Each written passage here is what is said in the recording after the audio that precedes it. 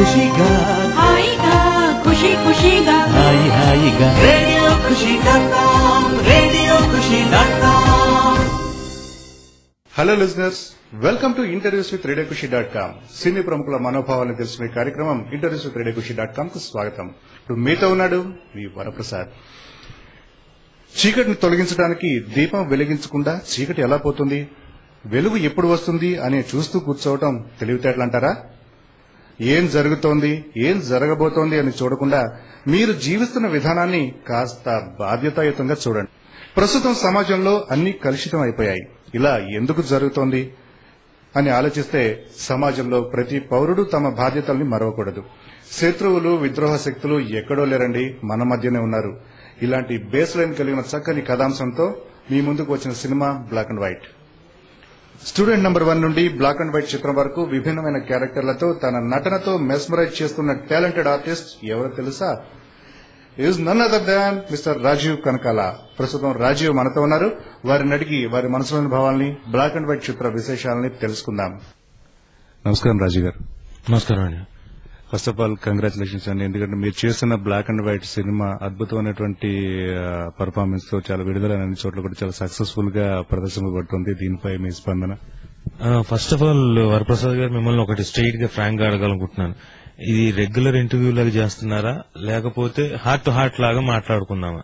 Purely heart to heart అండి, it's feeling. అయితే మీరు ఖచ్చితంగా మీ ఫీలింగ్ ఫస్ట్ చెప్పండి బ్లాక్ అండ్ వైట్ గురించి, రాదర్ దాన్ నన్ను అడిగే బదులు. ఈ సరదాగా ఏమనుకోకపోతే మైక్ నేను కాసేపు పట్టుకుంటాను. ఫస్ట్ ఆఫ్ ఆల్ రేడియో ఖుషి.com ప్రేక్షకులందరికీ నమస్కారం అండి. నేను మీ రాజీవ్ కనకాల్ని.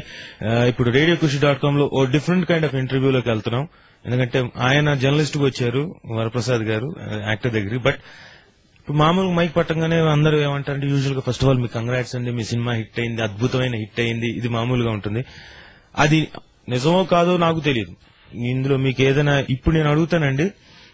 వరప్రసాద్ గారిని ఇంటర్వ్యూ చేస్తున్నాడు రాజీవ్ కనకాల సార్.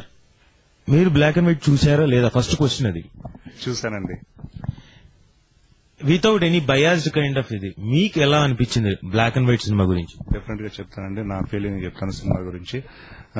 నేను ఉషామగర్ థియేటర్ లో ఆర్టిస్ట్ క్లాస్ లో చూసాను సినిమా. ఇది యాక్చువల్ గా ఏంటంటే ఫస్ట్ టైటిల్ అంటే ఫస్ట్ సినిమా రిలీజ్ కాకముందు నుంచి వీళ్ళ ప్రోమోస్ కానీ అవన్నీ కూడా చాలా డిఫరెంట్ గా వీళ్ళు ప్లాన్ చేయడం జరిగింది ప్రొడ్యూసర్ పాయింట్ ఆఫ్ వ్యూలో.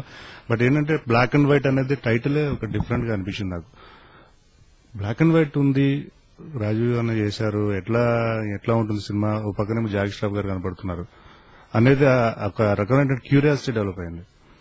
ద మూమెంట్ వన్స్ రిలీజ్ అయిన తర్వాత నాకు ఇమ్మీడియట్ గా వెంటనే చూడడానికి అవకాశం కుదరలేదు because of my work.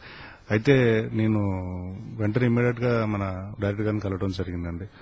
Sir అంటే యాక్చువల్గా ఏంటంటే ఇంటర్వ్యూ పాయింట్ ఆఫ్ వ్యూలోనే కలదు, సినిమా చూడదు యాక్చువల్గా టూ ఫ్రెండ్.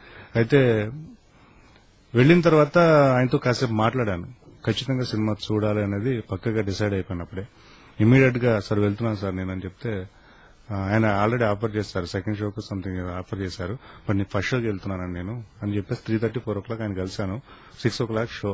ఇమ్మీడియట్ గా వెళ్ళాను ఆఫీస్ నుంచి మీ దగ్గర. ఆ రోజు మిమ్మల్ని కూడా కలిశాను నేను అక్కడ.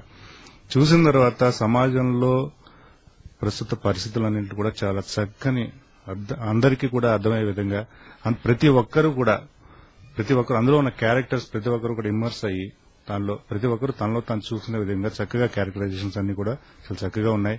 చక్కని కథ, ఒక సమాజంలో ఉన్నటువంటి ప్రస్తుతం ఉన్నటువంటి ఒక బర్నింగ్ పాయింట్ ఏదైతే ఉందో దాన్ని తీసుకుని చాలా చక్కగా చేయడం జరిగింది. అందులో ఎస్పెషల్లీ మీ పర్ఫార్మెన్స్ విషయానికి వచ్చినట్లయితే ఎమోషన్స్ అన్ని కూడా ఈ సినిమాలో నవరసాలు అంటారు కదండి, ఇంకా ఎక్కువ ఏమైనా ఉంటాయి కనుక అవన్నీ కూడా చాలా చక్కగా మీరు పోషించడం జరిగింది.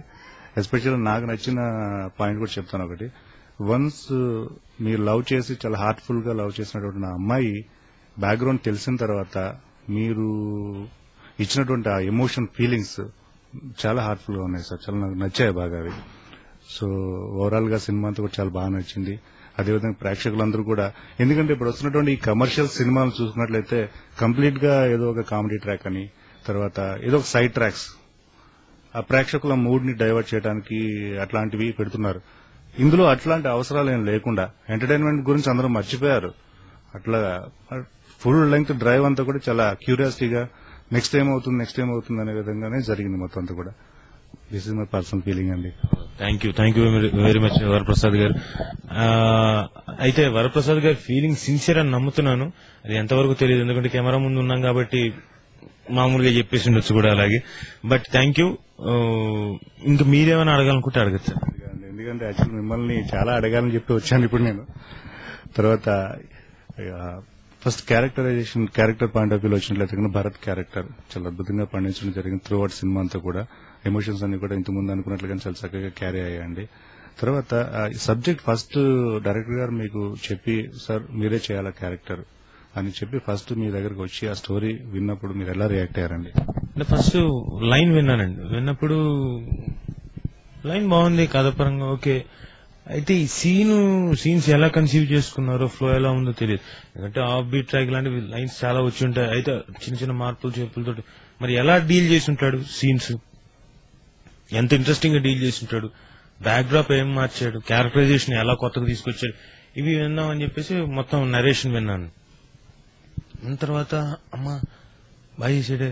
అంటే ఫస్ట్ హాఫ్ లో జరిగే ఇన్సిడెంట్స్ అన్నిటికీ ప్రీ క్లైమాక్స్ లో ఒక్కొక్కటి రివీల్ చేసుకుంటూ వెళ్తే ఆ భరత్ అని క్యారెక్టర్, ఇప్పుడు మీరు ఏదైతే అన్నారో చివరిలో ఆ ఫీలింగ్స్ నచ్చాయి అని నివ్వరపోయి చూడడం గానీ, లేకపోతే షాక్ అయ్యి అలా ఉండిపోవడం గానీ, ఆ బాధ, ఇంకోటి అంటే there are kinds of emotions which are mixed. ఒకదాని తర్వాత ఒకటి ఫ్లో ఉంటుంది.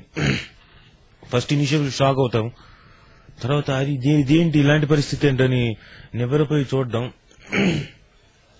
ఆ తర్వాత అరే ఏంటి ఇలా జరిగింది అనుకుంటూ అక్కడి నుంచి చిన్న ఎమోషనల్ దీంట్లోకి బాధలోకి వెళ్ళిపోయి అంటే ఆ పర్టికులర్ ఎమోషన్ లోకి వెళ్ళిపోయి ఆ బాధ, అక్కడి నుంచి ఏడుపు, కన్నీళ్ళు, ఇలాంటి ఈ ఎమోషన్స్ అన్నిటి ఆ గురి అయింది ఆ క్యారెక్టర్.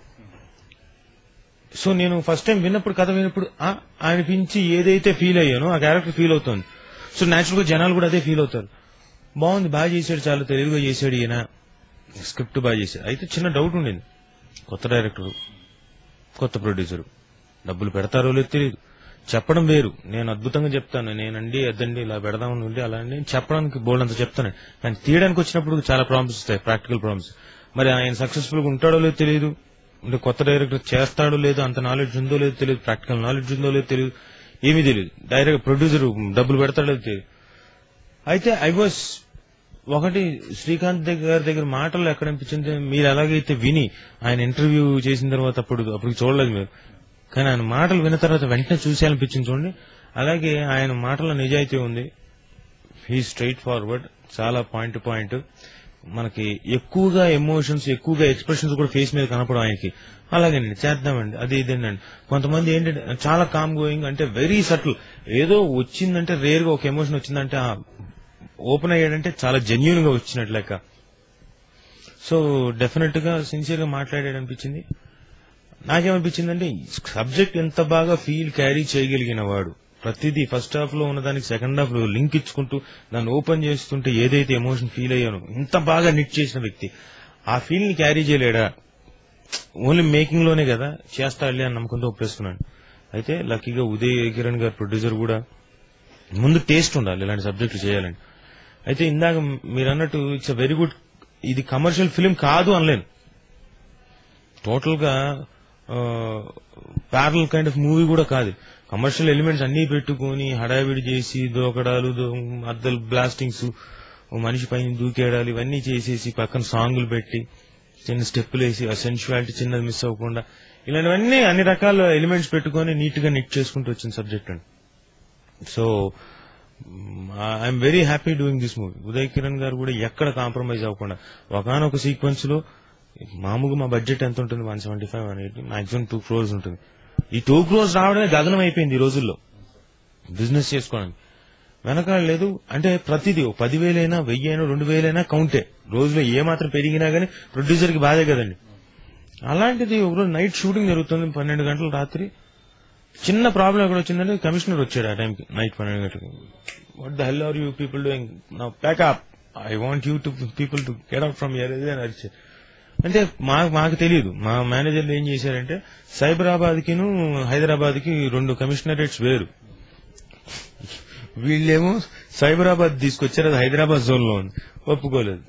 సో ఆల్మోస్ట్ ఆల్ ఆ రోజు జిమ్మీలు, క్రెయిన్లు, 40 feet 24 లెన్సులు, స్టడీ క్యాములు, ఒక 10 వెహికల్స్, సపరేట్ షూటింగ్ కోసం వెహికల్స్, మొత్తం యూనిట్, జనాలు, ఫైట్ మాస్టర్